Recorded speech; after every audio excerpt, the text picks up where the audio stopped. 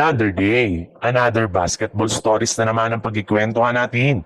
At ngayon nga, yung balitang pagkapanalo ngayong araw ng Los Angeles Lakers.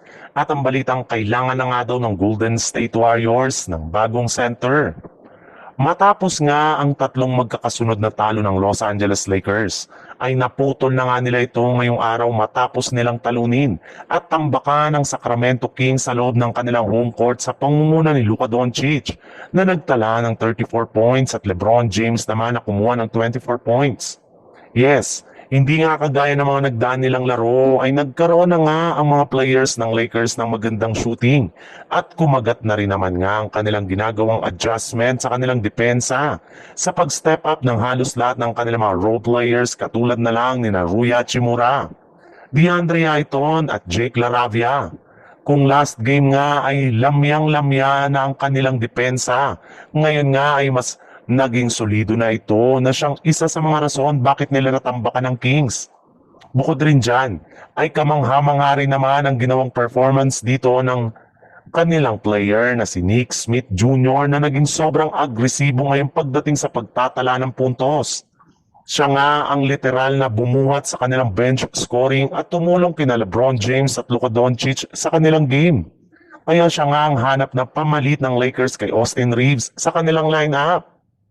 Sa ibang balita naman, may tsansa na nga sana ang Golden State Warriors na may panalo ang kanilang game ngayong araw laban sa Toronto Raptors nang makalamang sila sa uling 6 minutes ng fourth quarter.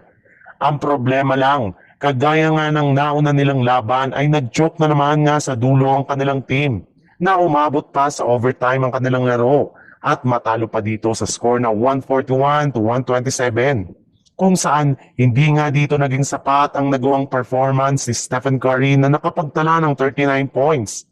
At pagkatapos nga ng kanilang game ay karamihan nga sa mga fans at analyst ay sinisisi si Coach Steve Kerr sa pagkatalo ng Warriors dahil sa patuloy na paggamit nito ng small ball lineup at rotation na siyang literal na nagpatalo sa kanilang team. Sa katunayan, sa liit nga ng lineup ngayon ng Golden State Warriors, ay napabayaan nga nila ang Raptors na makapagtala ng 70 points inside the paint. Nahayaan rin naman nga nila ang Toronto na nakakuha ng 55 total rebounds kasama na dyan ng 18 offensive rebounds. Bukod rin dyan, mag-isa rin naman nga silang denominahan ni Scottie Barnes na nakakuha ng 25 rebounds.